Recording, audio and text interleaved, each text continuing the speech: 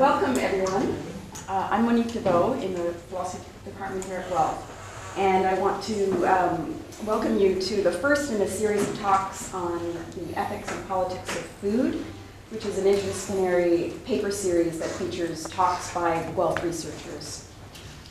It's rare that scholarship makes the national news, and it's even rarer that scholarship provokes public outcry and political action. Dr. Ian Mosby's research on hitherto forgotten nutritional experiments conducted on First Nations children living in residential schools in the 1940s and 50s prompted all of these responses. Following the publication of Dr. Mosby's paper about these studies in the journal Social History this summer, the Assembly of First Nations passed an emergency resolution condemning the experiments. Demonstrations were held across Canada by First Nations members and their supporters, demanding that the federal government release documents related to the studies. There was a day-long hunger strike to honor and commemorate the victims of these studies.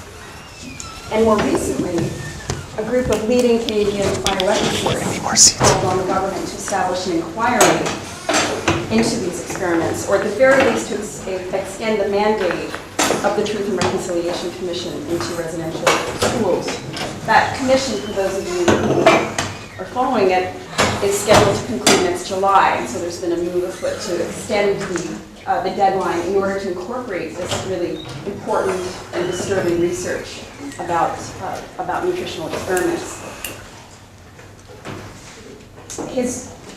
Dr. Mosby's research on this tragic chapter of Canadian history is the subject of today's talk, Administering Colonial Science, Nutrition Research, and Humane Biomedical Experimentation in Aboriginal Communities in Residential Schools, 1942 to 1952.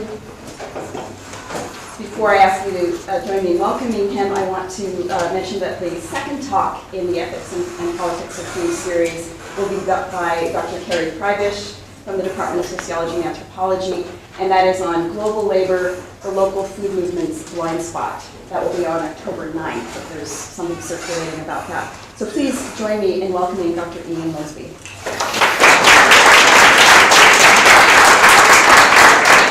Well, thank you to everyone. Before I get started, there's some people without chairs, so maybe we'll distribute these chairs so that people don't have to stand up.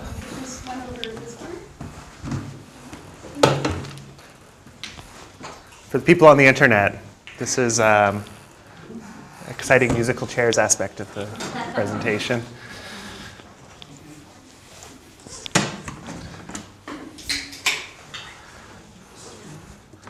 Well, thank you so much, everyone, for coming out on your lunch break to hear me talk. And thank you for Monique for inviting me to give this talk and for organizing it. And I'm, excited to be able to share my research to some of my students who I see in the audience and my colleagues at Guelph. And so my talk today is really going to be based quite closely on the article of the same name, the Administering Colonial Science, that I published in the journal Histoire Sociale, Social History, and which to my surprise became the subject of national media attention throughout much of July and August. Now, when I submitted this article for peer review in the fall of 2012, and even after it first appeared in print, I had no idea what to expect. Although I knew the story was important, and I very much wanted to communicate this terrible chapter in the history of Canadian settler colonialism beyond the walls of academia, there was no way I could have predicted, for instance, that my research would be featured on the front page of the Toronto Star for 3 consecutive days, or that I'd be interviewed by literally dozens and dozens of news outlets, magazines, and journals, ranging from the scientific journal Nature to the New York Times and the Canadian Medical Association Journal. To my surprise and amazement, in other words, the story had somehow managed to strike a chord, and I was unexpectedly given the opportunity, and as it turns out the privilege, the real privilege, to help Canadians understand at least part of the devastating impact of Canada's colonial policies during the 20th century. But the story I told, and the story I'm going to be telling today, is only a partial one. There are more documents out there beyond the reach of a single historian like myself that contain the full story of what precisely was done by scientists and bureaucrats in residential schools and First Nations across the country in the name of scientific research. And while I'm going to do my best in the coming years to find out the whole story, it's also up to the government to not only release all of the documents related to these and other scientific experiments conducted on Indigenous peoples without their knowledge or consent, but also to take genuine steps towards real and lasting truth and reconciliation. The survivors of these experiments deserve more and are entitled to more. So it's my hope that after this talk, we can perhaps as a group, this is a pretty great big group of people, that we can perhaps discuss what can be done by all of us as academics, students, to seek justice for the survivors of these experiments and to make sure this will never happen again to future generations. And so with that preface out of the way, I want to begin this talk by going back to April 1952, when Dr. Lionel Bradley Pett, one of Canada's leading nutrition experts, and the director of the Nutrition Division of the Canadian Department of National Health and Welfare, stood up before the American Institute of Nutrition in New York City to present a paper entitled "The Development of Anemia on Newfoundland Enriched Flour." Pett began his presentation by outlining the details of a 5-year study which had examined the effects of feeding white flour fortified with added thiamine, riboflavin, niacin, and ground bone meal to students at an unnamed boarding school in comparison with students at a similarly unnamed control school. The results, Pett informed the audience, were rather disappointing. Blood tests showed that the children at the experimental school quickly began to develop iron deficiency anemia for the duration of the study, while at the control school, hemoglobin levels actually saw some improvement. The conclusion, according to Pett, was not simply that the experimental fortified flour mixture offered no benefits to the students and may in fact have caused the anemia observed. For Pett, the much more important conclusion was that given the unexpected results of the study, more studies like this one were clearly necessary if scientists and policymakers alike were to really understand the effects of adding chemical additives like synthetic vitamins to our food supply. As Pett explained to the audience, the actual proof of whether or not fortified foods were truly safe or beneficial typically required, quote, tedious physiological studies. Unfortunately, he argued, such studies are often omitted or confined to certain animal experiments rather than to humans. He concluded, therefore, by suggesting that, quote, the benefits or hazards of adding chemicals to foods cannot, in the present state of knowledge, be judged on theoretical grounds or on limited animal experimentation, but needed physiological testing on humans.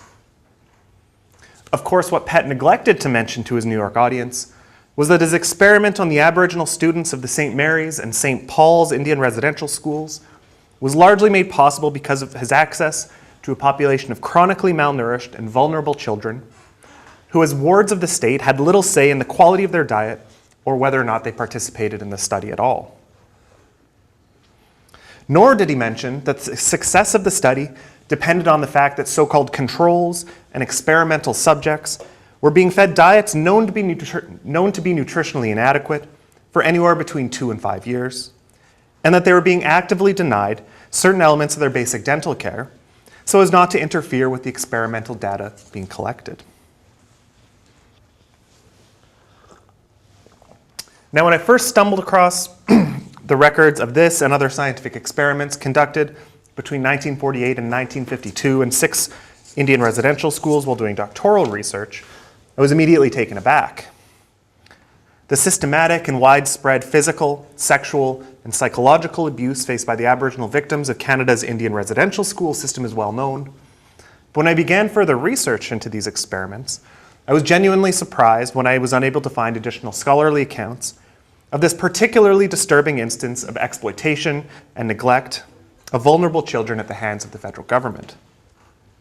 My primary goal today is therefore a relatively straightforward one, in that I hope to simply outline these and other nutritional studies conducted in Aboriginal communities and residential schools between 1942 and 1952, and in the process, provide some new insights into the nature of 20th century Canadian settler colonialism.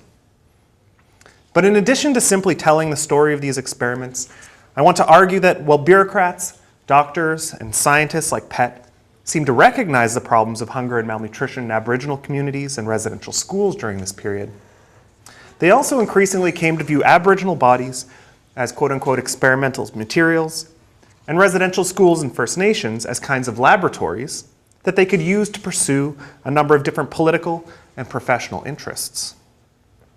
Nutrition experts like Pett, for their part, were provided with the rare opportunity to observe the effects of both malnutrition and the use of synthetic vitamins on human subjects, while for bureaucrats within the Indian Affairs and Indian Health Services administrations, nutrition offered a new explanation for and possible novel solutions to the so-called quote-unquote Indian problem of dependency and increased susceptibility to disease.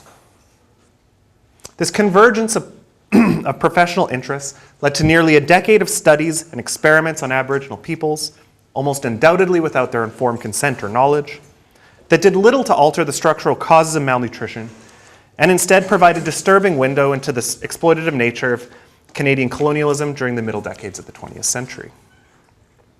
And while I'm going to focus much of my talk on residential schools in particular, it's important to note that these experiments did not originate in residential schools, but rather in Canada's north, particularly in the central subarctic, during the height of the Second World War.